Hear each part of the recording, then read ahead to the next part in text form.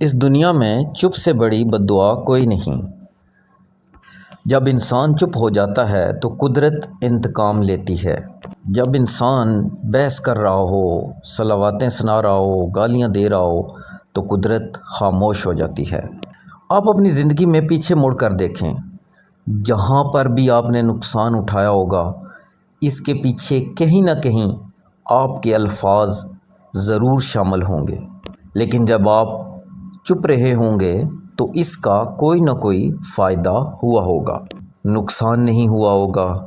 آپ ایک کام کر کے دیکھیں، جب کسی پر غصہ آئے چپ ہو جائیں، کسی پر تنقید کرنے کا دل آئے چپ ہو جائیں، کسی کو گالیاں نکالنے کا دل چاہے چپ ہو جائیں، کسی کو بد دعا دینے کا دل چاہے چپ ہو جائیں، کیونکہ جب آپ چپ ہو جاتے ہیں تو وہ معاملہ اللہ تعالیٰ کے سپرد ہو جاتا ہے۔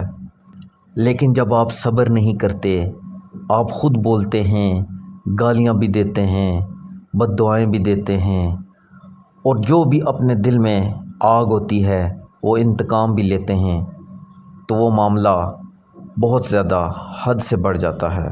قدرت بھی اس شخص کا ساتھ نہیں دیتی۔ اس دنیا میں سب سے بڑا فائدہ خاموش رہنے میں ہے، کیونکہ جب آپ بول رہے ہوتے ہیں تو آپ سن نہیں پاتے، کیونکہ قدرت بولتی ہے، قدرت سمجھ آتی ہے، قدرت کے اپنے نظارے دکھاتی ہے، لیکن جب ہم خود بول رہے ہوتے ہیں تو ہم قدرت کو سمجھ نہیں سکتے۔ لیکن ہم لوگ اتنے زیادہ مصروف ہوتے ہیں کہ ہم سن بھی نہیں پاتے، ہم بس بولتے ہی چلے جاتے ہیں، شکر نہیں کرتے۔ شکر کرنے سے بہت ساری برکتیں ہیں، اور جب بندہ چپ رہتا ہے، غور و فکر کرتا ہے، اللہ تعالیٰ کی قدرت دیکھتا ہے، جب آپ بہت زیادہ بولتے ہیں تو بہت ساری برکتیں آپ کی زندگی سے ختم ہو جاتی ہیں۔ ہم تو زندگی میں اتنا زیادہ بولتے ہیں کہ اگر کوئی بیمار مل جائے ہم ڈاکٹر بن جاتے ہیں، کوئی بیچارہ مظلوم مل جائے ہم وکیل بن جاتے ہیں، جج بن جاتے ہیں، 2 منٹ میں اس کے زندگی کا فیصلہ کر دیتے ہیں۔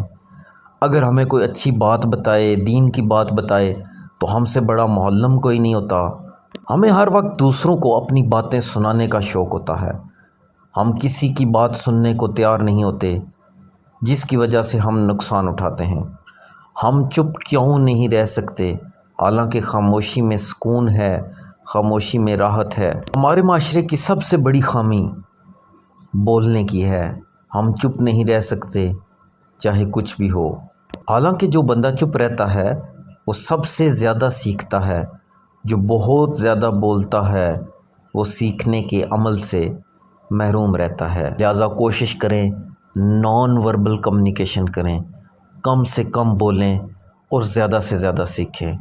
آپ کا بہت بہت شکریہ۔ ویڈیو پسند آئے تو اس کو لائک کریں، دوسروں کے ساتھ شیئر کریں تاکہ زیادہ سے زیادہ لوگ سیکھ سکیں۔ شکریہ۔